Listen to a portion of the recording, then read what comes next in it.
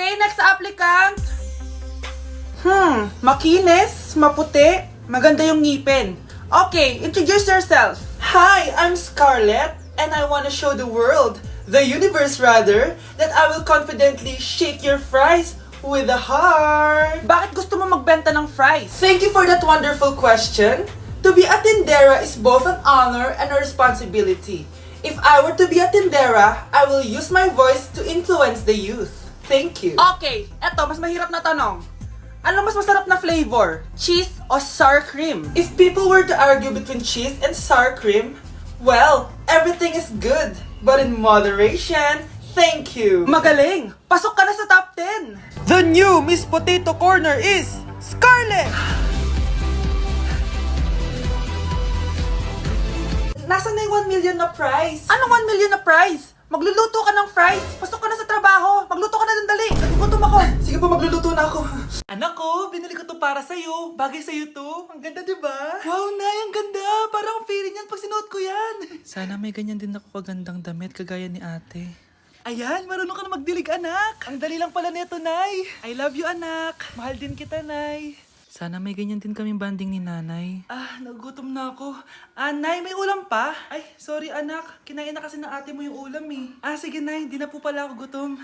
Sana pinagtitira din ako ni nanay ng ulam. Alam mo, Bes, favorite talaga ng nanay ko yung ate ko. Feel ko tuloy, ampun lang ako. Bes, what if hanapin mo yung birth certificate mo? Malay mo, ampun ka lang talaga. Asan yung birth certificate ko?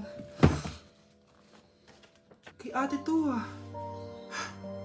May stage 4 cancer si ate. Oo anak, may cancer ang ate mo. Anay! Kaya palagi nasa ate mo yung attention ko kasi ine-enjoy ko lang lahat ng oras na nabubuhay pa siya. Nay, sorry kung nagduda ako kung anak mo ba talaga ako. Ngayon, alam mo na anak. Ano, Nay?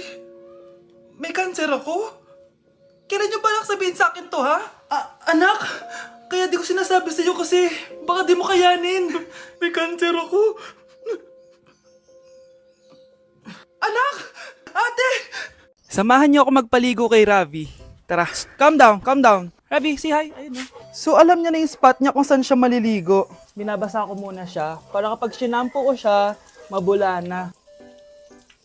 Come here, boy. Ayun, ganyan lang siya. Like that. So guys, si Ravi lang yung dog na nagstay sa amin kasi yung previous namin dogs, yung isa poodle and then yung isa yung shih tzu. Parang 3 months pa lang sila, tapos parang nagkasakit ata ng parvo. And then yun, nawala. So natrauma na ako sa mga small dogs.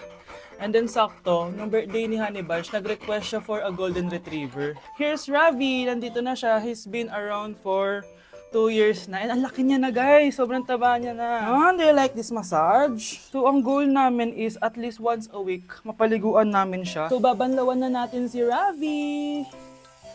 Go. Come here boy. Dahil iniwan na ako. Ken.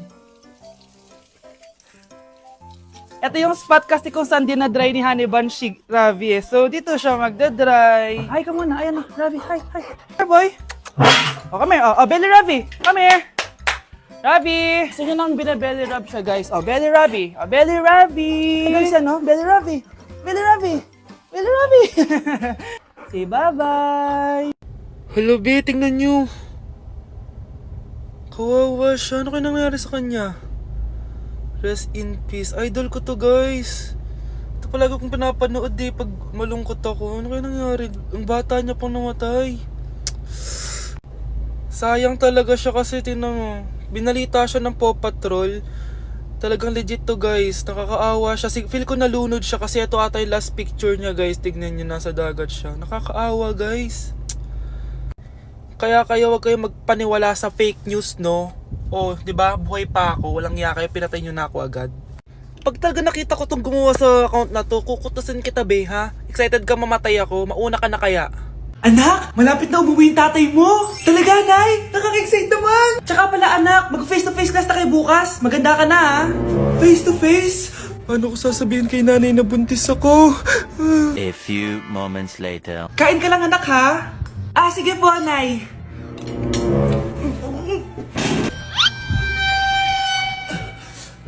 Anak, may sakit ka ba? Wala po, Nay. Buntis ka? Opo, Nay. Kaya di po ako pwede mag face to face. Paano ka mabubuntis? Wala ka naman jowa. Meron po akong jowa, Nay. Tinago ko po sa inyo. Okay lang yan, anak. Tanggap pa rin kita. Darling, andito na ako. Andito na pala tatay mo. Darling, eto na pala yung anak natin. Hi, Tay.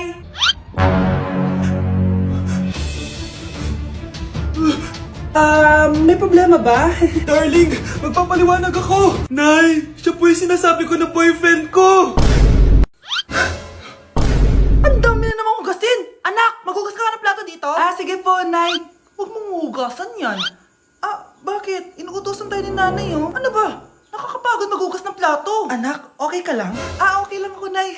Nay, pwede ba akong sumama sa gala ng mga kaibigan ko? Ay, hindi pwede. Gabi na, oh. Delikado na sa labas. Sige po, Nay. Anong sige? Huwag mong papakinggan yan. Sumama ka.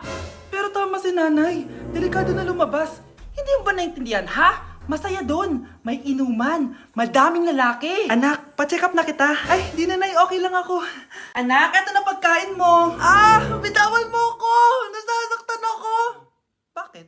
Makulit ka, di ba? Sabi kong ayaw ko maligo. Ano ba? May putok na ako. Maligo na tayo. Ayoko! Anak, ano nangyayari sa'yo? Hayaan mo sila. Huwag mo sila papakialaman. Dahil isa ka din naman may saltek. Pero nag-aalala lang naman ako sa anak ko. Nagmana lang naman yan sa'yo. Nay, may saltik ka din? Love, sorry, di ko sinasadya. Okay ka lang? Okay lang ako, love. Ikaw naman kasi, sinasabayan mo yung init ng ulo ko. Alam mong ayaw ko yun, nasuntok tuloy kita.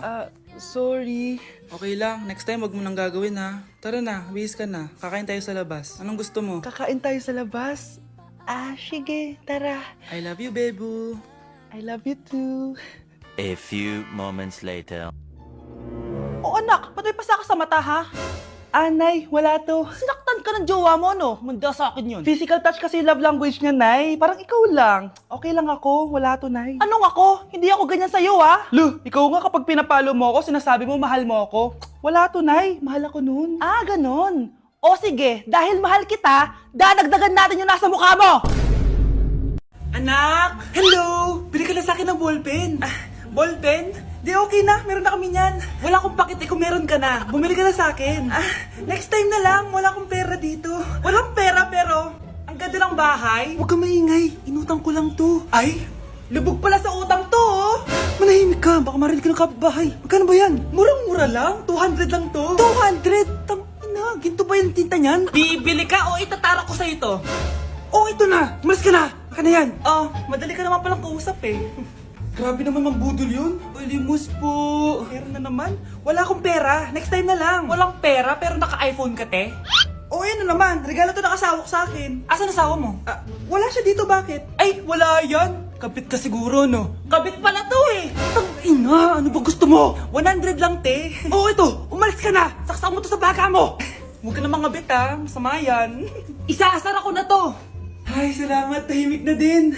Namamas ko po. Jingle bell, jingle bell. Jingle all the way. Namamas ko po.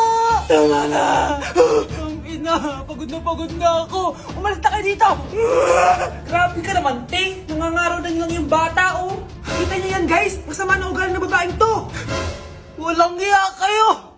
Bakit absent ka kahapon, Scarlett? Ma'am, nagkasakit po kasi ako. Nagkasakit? Tinatamad lang yan, ma'am. Papansin talaga tong si Samantha. Nasaan yung ebidensya mo na nagkasakit ka? Meron po akong excuse letter, ma'am. Ay, excuse letter lang? Nasaan yung medical certificate mo?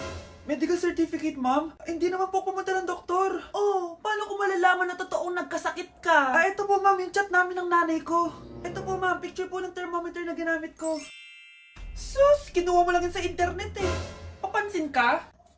Kulang sa pansin eh. Ay, hindi ko tatanggapin yan, be. Hindi kita i-excuse. Dapat medical certificate yung ibigay mo sa akin. Ma'am, kailangan kapag nagkakasakit, may medical certificate agad? Paano kung masakit lang yung katawan? Paano kung masakit lang yung puson? Kailangan mo agad ng doktor? Hindi kami mayaman, ma'am. Anak, maganda ka na. Dadating yung mayaman kong boss. Sige po, Nay. Alimos po. Umalis ka nga dito. Baka makita ka pa ng boss ko. Sige na po. Pangkain ko lang po. Gutom na ako eh. Lumayas ka na. Ang dumi mo. Huwag ka nang babalik dito, ha. Ito. Bili ka ng pagkain. Masasama talaga ugali ng mga yan. Thank you po. Pagpalain po sana kayo. Sige na. A few moments later. Boss, kamusta? Alam mo naman bakit nandito ako, di ba? Oo, bibigyan mo ko ng pera. Tama, dahil ang bait mong tao. Wow, Nay, yayaman na tayo. 1,000,000 ang laman nito. Salamat. Ops! Hindi mo to deserve. Bakit naman? Ang bait ko kaya. Tumutulong kaya ako sa kapwa ko. Parang di naman, Nay. Nay, pumasok yung mapahong pulubi, oh. Oh, bakit nandito na naman yan? Boss, pinaalis nila ako kanina. Naalala niyo ba siya? Tauhan ko yan. Sinabihan pa akong madumi. Ah, joke lang yun. Ito naman. Shh! Ibibigay ko to sa karapat-dapat at hindi ikaw yun. Ikaw ang karapat-dapat na makatanggap nito. Sa akin? Milyonaryo na ako! Hindi pwede to. Sa akin dapat yan eh. Kayo ang tunay na mababaho. O eto, 5 piso, pampalubag loob. 5 piso.